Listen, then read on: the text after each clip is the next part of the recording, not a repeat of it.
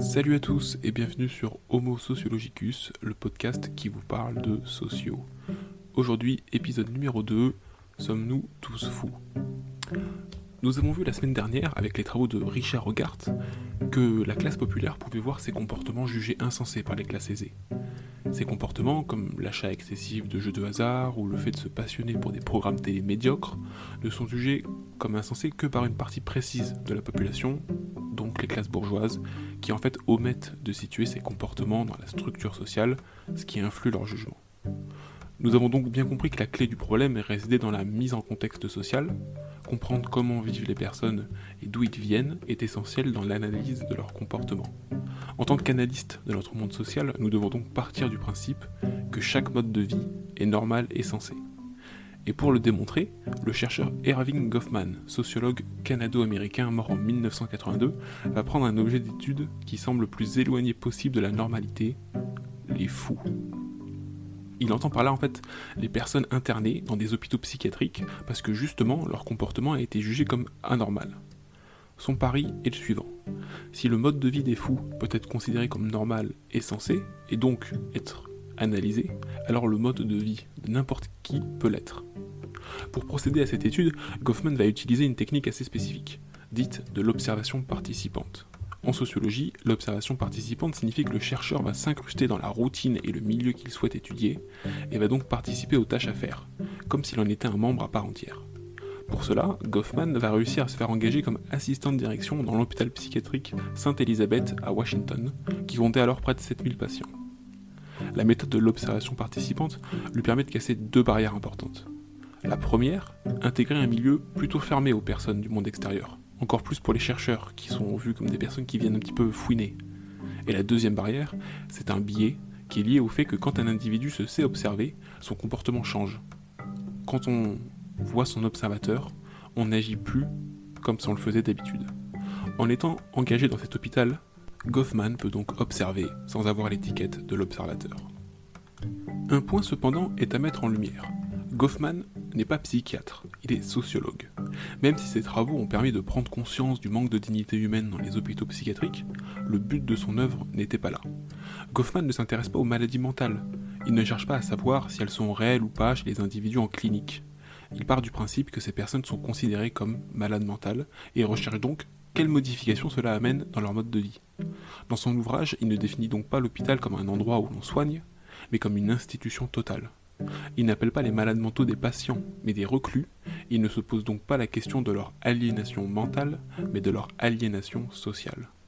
Ces travaux ne veulent pas remplacer les travaux des psychiatres, simplement en apporter une vision différente, une vision du point de vue de la sociologie. Goffman se pose alors des questions telles que quelles sont les étapes dans la transformation de leur personnalité, comment les reclus, les malades mentaux donc s'adaptent-ils à la situation, comment l'institution peut influencer leur comportement, et ainsi de suite. Il laisse donc de côté les questions sur le traitement le plus efficace ou les différences entre deux maladies mentales au champ de la psychiatrie et de la psychologie. Goffman cherche à analyser le comportement de tous les malades mentaux. Donc il veut prendre de la hauteur de vue. Et pour éviter d'analyser chaque situation particulière, il va définir un concept, celui de carrière, qu'il emprunte en fait au monde de l'entreprise. Donc pour mieux vous faire comprendre le terme de carrière, on va appliquer ça à la vie d'un étudiant. Et pour cela, on distingue trois phases. La phase pré-universitaire, la phase universitaire, et la dernière phase, la phase post-universitaire. Un élève arrivé à la fin du lycée, le bac en poche, se voit donc dans la phase pré-universitaire, souvent marqué par un sentiment de stress et d'appréhension face au début de l'université, et à la fin d'un encadrement rapproché qu'il connaissait au lycée, il quitte un lieu et des personnes qu'il connaissait bien pour un monde universitaire encore inconnu. Cependant, il est aussi marqué par un sentiment d'excitation face à l'arrivée de cette nouvelle étape. Arrivé à l'université, il entre dans la phase universitaire. Il découvre un nouveau monde, reste souvent avec ses anciennes connaissances du lycée et prend goût à cette nouvelle vie. Il participe aux différents baptêmes de la vie étudiante, week-end d'intégration, soirées parrainage ou encore bizutage dans certaines écoles. Il découvre les avantages et les inconvénients liés à sa nouvelle position d'étudiant, à son nouveau statut. À la fin de sa première année, si elle est validée, l'élève devient un étudiant à part entière. Il est accepté et se considère officiellement comme tel. Puis, année après année, l'étudiant va prendre goût à ce nouveau statut, à ce nouveau mode de vie. Il va s'y habituer jusqu'à la fin de ses études, où il entre dans la phase post-universitaire, en commençant à vouloir se pré-professionnaliser avec des stages ou des alternances. Et cela jusqu'à décrocher son premier CDI, l'intégrant désormais dans le monde du travail. L'utilisation du terme de carrière par Goffman vient donc de cette volonté de prendre de la hauteur, et permet de se demander comment devient-on un interné dans un hôpital psychiatrique, et donc quelle est la carrière d'un malade mental. Et pour cela, Goffman distingue aussi 3 phases. La phase de pré-hospitalisation, la phase hospitalière et la phase post-hospitalière, qui revient à parler de l'intégration, plutôt de la réintégration du malade dans la société civile, qui a été très peu étudiée par Goffman et donc qu'on n'abordera pas aujourd'hui. La phase de pré-hospitalisation est celle qui précède l'internement du patient.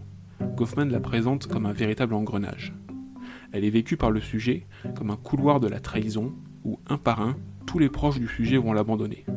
Ses amis, parents, sa famille, mais aussi les médecins, psychiatres et juges vont tour à tour lui retirer ses compétences qu'il possédait en tant qu'individu, comme le droit de se définir soi-même. Toutes les personnes vont prendre des décisions à sa place et expliquer au malade que c'est pour son bien, alors que celui-ci pense profondément le contraire.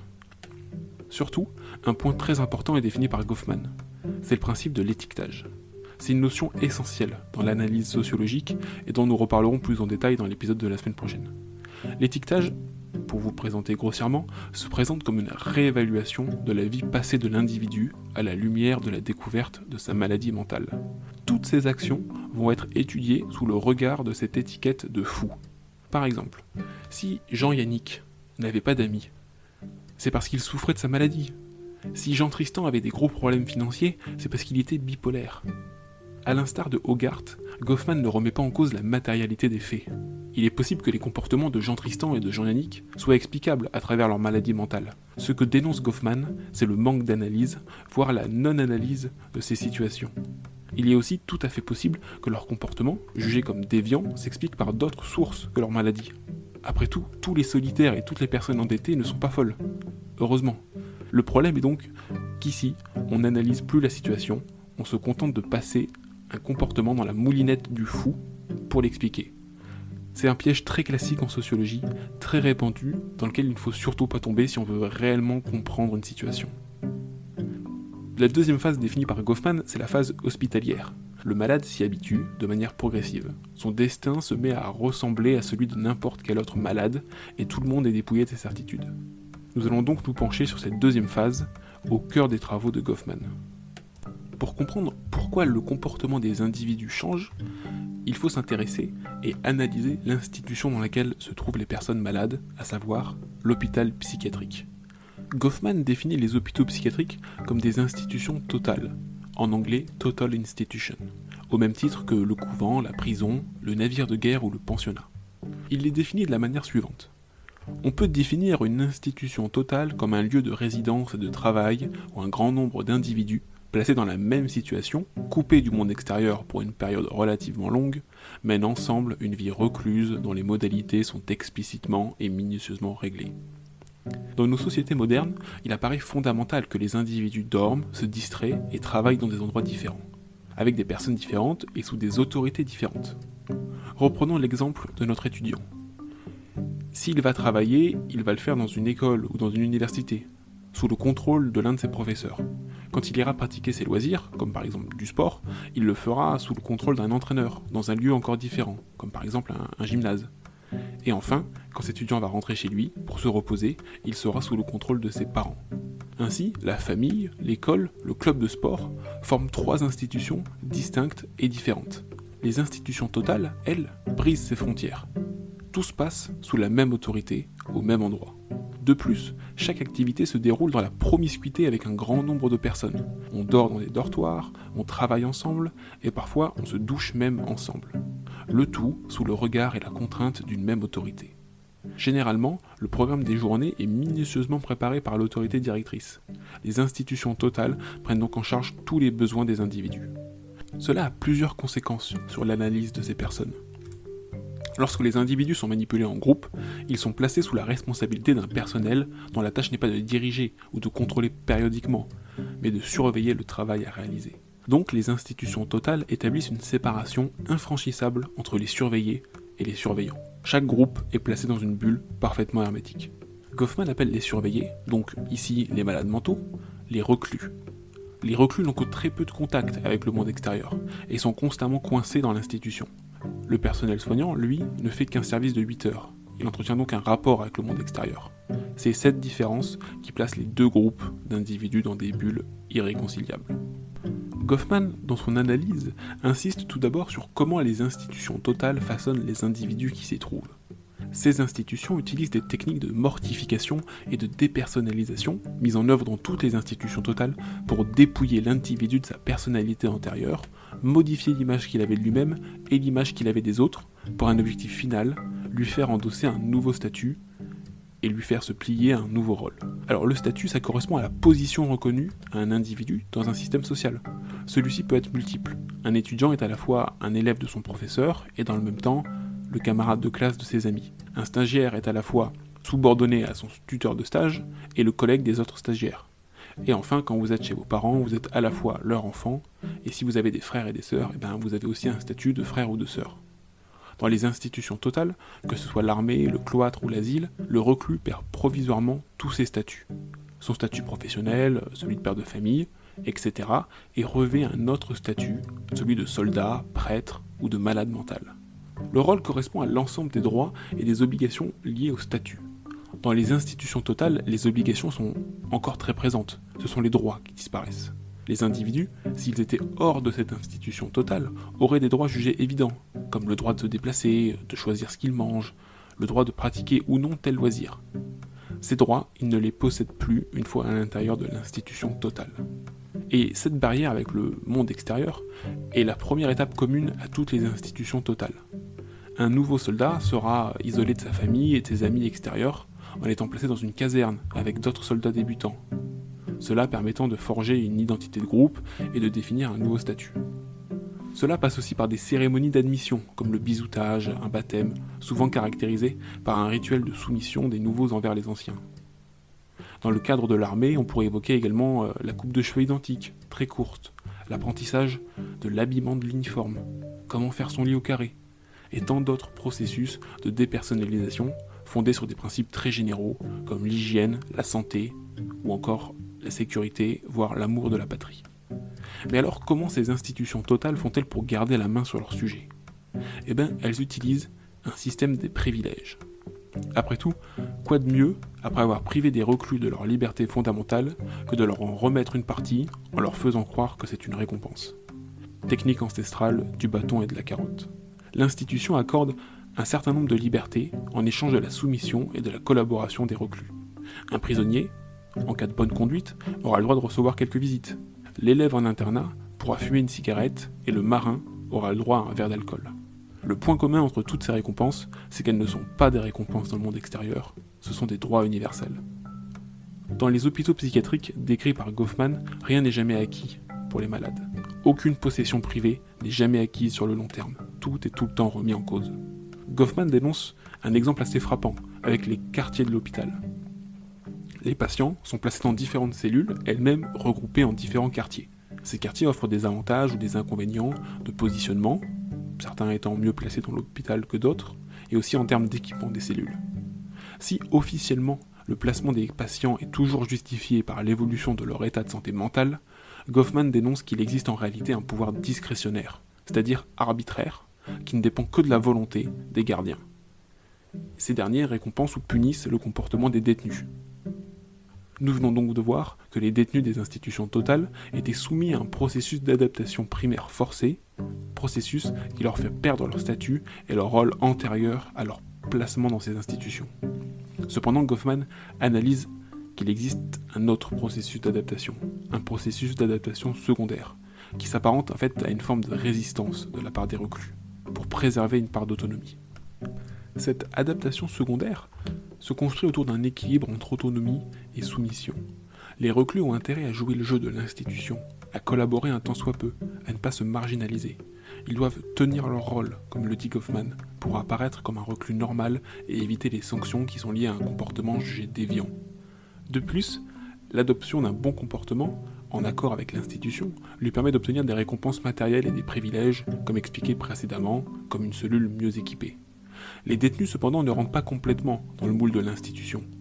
Que ce soit dans les prisons ou les hôpitaux psychiatriques, les reclus apprennent vite les occasions, ficelles, trucs et astuces pour obtenir en secret des privilèges interdits. Ce sont des exemples que vous connaissez sans doute, jeux d'argent, trafic de cigarettes, trafic d'alcool ou autres substances. Cette adaptation secondaire est très importante pour le reclus. Elle est cachée et elle est la preuve qu'il est encore maître de son destin, qu'il dispose encore un peu d'un pouvoir dans son milieu. Ces adaptations sont à la fois complémentaires et paradoxales. L'adaptation primaire vise à adopter un rôle, celui du détenu exemplaire, tandis que l'adaptation secondaire vise à garder une distance avec ce rôle. Le reclus se démontre que sa personnalité, est plus complexe et vaste que le rôle unique et fade auquel l'institution veut le cantonner. Goffman remarque que ces adaptations secondaires sont partout. Partout dans le temps d'abord, dans chaque recoin laissé libre s'immisce une activité illicite et se développent des activités parallèles, souvent clandestines.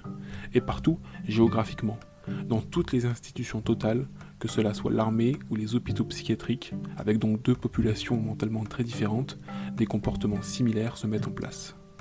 L'étude des asiles par Goffman lui permet de définir des principes généraux sur le mode de vie global des individus d'une même société. C'est ce qui fait d'ailleurs que cet ouvrage est si célèbre en sociologie. Tous nos comportements quotidiens répondent à cette logique de recherche d'équilibre entre une position proche des institutions et une position de distanciation à leur égard.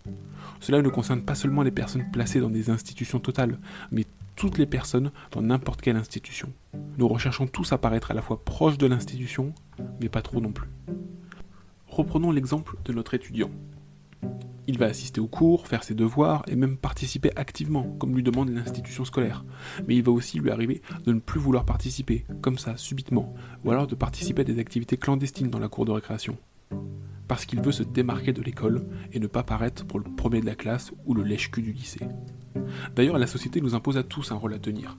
Cela passe notamment par l'utilisation de la politesse. Nous adoptons tous ce comportement au nom d'un principe général du vivre ensemble, mais nous nous en détachons aussi. Si par exemple vous rencontrez votre nouveau patron, alors vous serez courtois et poli, comme la société et les règles de bonne conduite vous le suggèrent, mais vous éviterez par tous les moyens d'en faire trop et d'être trop courtois pour ne pas être catégorisé comme un frotte-manche. Tous ces comportements sont communs à tous les individus, qu'ils soient fous ou pas. Nous sommes tous soumis à des rites de présentation de soi, comment dire bonjour, au revoir, comment s'extirper poliment d'une situation gênante par exemple. Goffman démontre cependant que ces comportements de démarcation sont d'autant plus forts que la contrainte de l'institution est aiguë. Il le décrit, page 358. C'est lorsque l'existence se trouve réduite à un état quasi squelettique que se révèlent tous les procédés mis en œuvre pour donner vie à quelque consistance. Les fous mènent donc une vie signifiante, normale et sensée que nous pouvons étudier. La leçon à retenir de cet épisode est qu'il faut considérer toute forme de vie comme normale. Même le mode de vie des fous, qui en fait est un comportement assez logique et classique, similaire au comportement d'autres catégories de personnes dans des institutions totales. Mais aussi un comportement normal pour, par exemple, le peuple des Andés, qui a la particularité de questionner un oracle avant de prendre une décision importante. Avant de vouloir comprendre un mode de vie, il faut le considérer comme normal. Voilà, c'est tout pour aujourd'hui, je vous donne rendez-vous la semaine prochaine. On parlera d'Howard Baker et de ses travaux sur la carrière d'un fumeur de marijuana. Et je vous encourage également à me suivre sur Twitter, @homosociologie, pour retrouver mes sources, me poser des questions, ou simplement pour débattre autour des sujets abordés. Voilà, à la semaine prochaine.